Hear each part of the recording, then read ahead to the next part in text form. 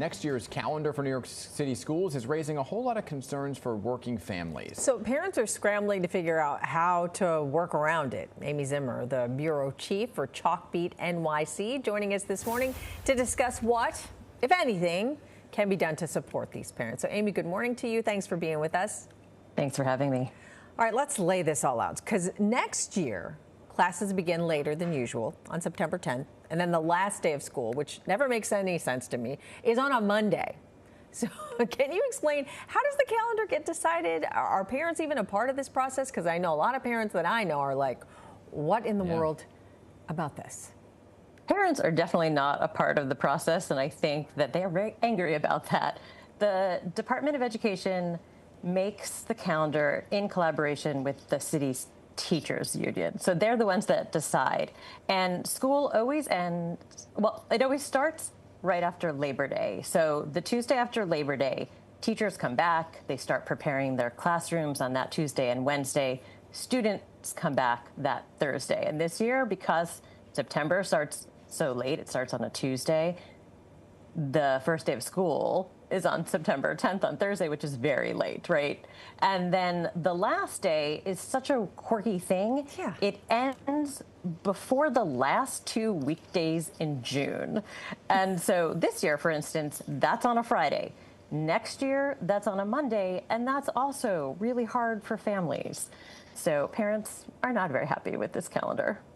Okay, this all is very interesting, especially the Monday thing. So last year, the summer vacation was about 9 weeks long, right? Next year, it'll be about 11 weeks. So that puts a financial burden on working parents because you got to pay for more childcare when they're not in school. Okay. Is there any talk about expanding the summer rising programs to kind of bridge that gap? The city has not discussed that at all. Right now, Summer Rising, the city's free program, ends on August 14th. So that's almost a month before the start of classes. And it's a financial burden on families because they'll have to find more care. But it's also a logistical burden because actually there aren't a ton of options for that time of year. It is actually really hard to find camps or programs to put kids in. Yeah, I mean, because most end like mid-August. Exactly. So can we let's talk about the new calendar when it comes to remote learning days, right? Are those built in? Actually, do parents have to adjust their work schedules then to accommodate that also? Yes. So this coming year, there's one remote day, that is Election Day. That will be a remote day. And for those of us who lived through the pandemic, we know that is not easy to do. And this current year, Election Day was a day off. But because of, I think there's very little wiggle room, the city has this 180-day requirement by the state for instructional days. And so next year, they're making Election Day remote, which is not easy. And we don't know yet about snow days for next year. This year, we had a traditional snow day. Mayor Mamdani got a waiver from the state to allow that to happen. I asked the Department of Education what will happen with snow days in the coming year, and they wouldn't say whether they'll do a traditional snow day or a remote day. So it's possible we'll have more remote days if there's a lot of bad weather. I mean, we had to really press them on this year's big snowstorm on making that have an actual snow day.